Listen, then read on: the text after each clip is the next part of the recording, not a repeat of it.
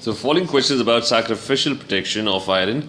The question reads that the diagram shows how an underwater iron pipe can be protected from rusting. So there's an iron pipe and it is attached to metal Z. And he's saying that metal Z can be dashed because it is dash reactive than iron. So for sacrificial protection, you need a more reactive metal to be attached with iron.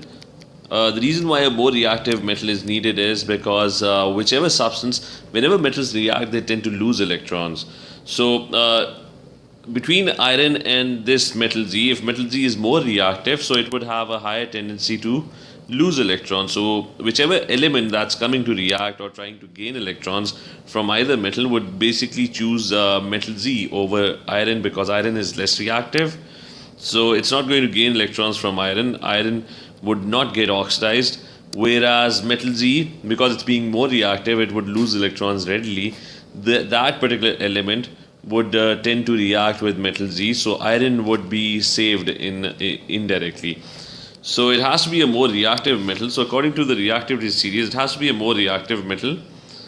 Copper is probably one of the least reactive of the metals. You can refer to the reactivity series.